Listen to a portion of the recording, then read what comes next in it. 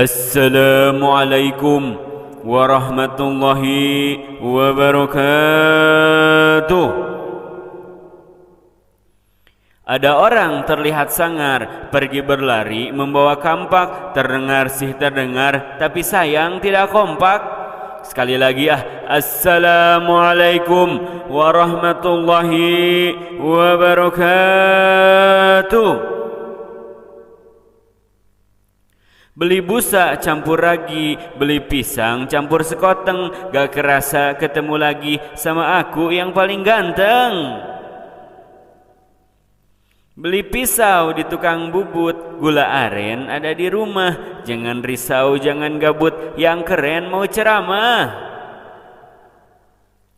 Alhamdulillahilladzi hadana lihadza wa ma kunna linahtadiya laula an hadanallah.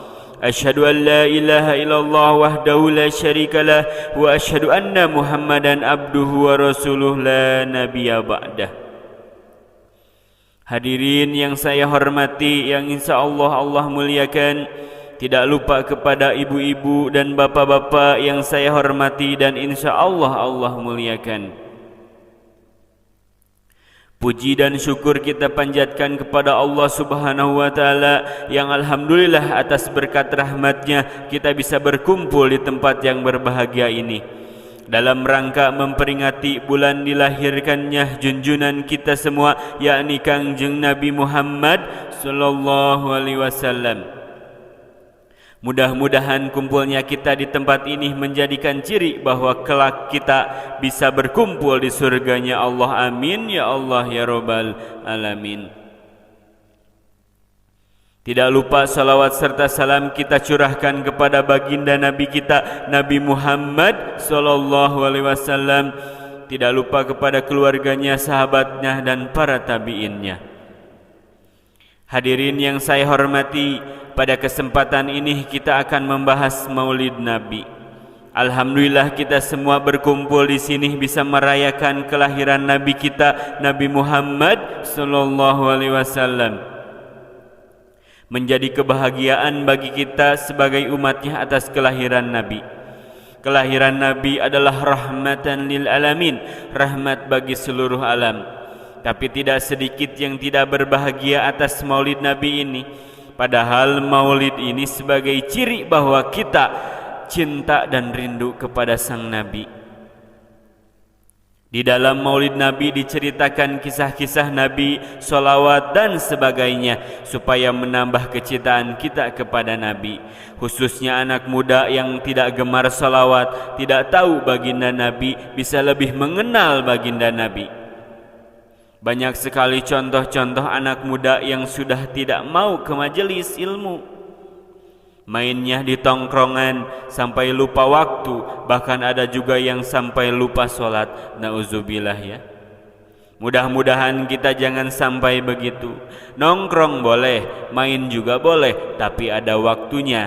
Kalau ada majelis ilmu, acara maulid, maka datanglah supaya menambah ilmu kita. Kita semakin cinta kepada Nabi dan semakin suka sholawatan. Soalnya di saat kita cinta, apapun pasti akan dilakukan. Sama halnya jika kita mencintai seseorang.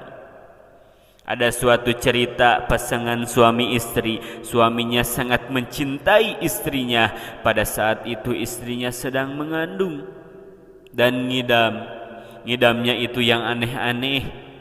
Istrinya pengen pepes tai ayam. Ya, saking cintanya si suami menuruti kemauan istrinya. Di saat sudah jadi, sayang, ini sudah jadi pepesnya. Istrinya pun meminta, coba dulu sama ayah. Ya, terpaksa suaminya mencoba.